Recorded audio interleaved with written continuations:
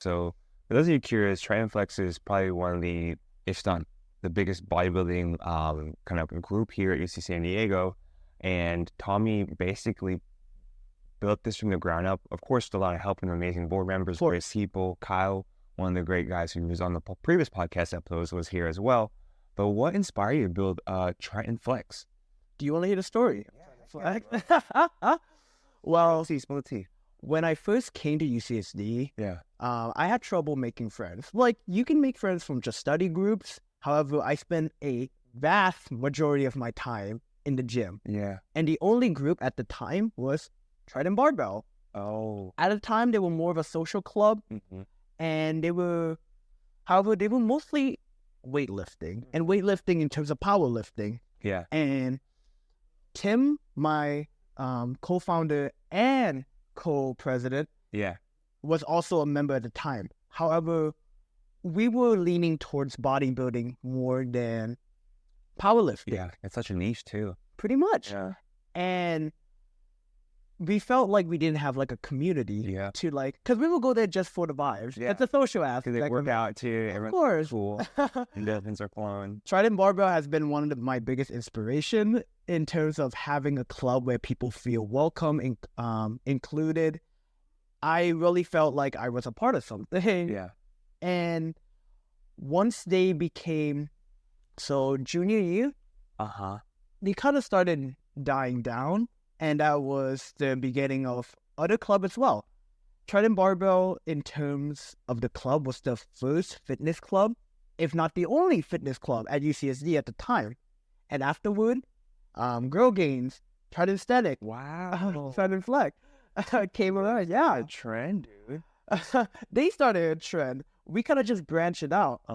And so at the time, Tim and I were like, let's start a bodybuilding club. And given this was at the time, was up in the air. Yeah. So like, we say this, but like, it was more just, let's start a bodybuilding club, like more ideas than anything. And one day we were like, let's do it. Let's sign the paper and like get principal board member. Let's see what we can do. Yeah. And our first, we technically started the start of fall quarter in 2024. So this year. However, or I guess technically last year. Yeah. However, we were established since spring quarter of 2023. Yeah. We just weren't official. That's crazy. Was it scary starting any new venture like this? Tell me about it. Like, I wasn't sure if like anyone would join my club. Like, bodybuilding itself is really niche. We use the term bodybuilding really loosely. It's more for people who just care about overall hypertrophy, their aesthetic, their body, overall good health. But that doesn't mean we exclude other fitness kind of things. We love to just, we just want a community. We want a community where people who just like going to REMAC can have a place. Yeah. And I think that in seeing from the show, it's exactly what I wanted. And from that point on, man, fall quarter, winter quarter was kind of rough.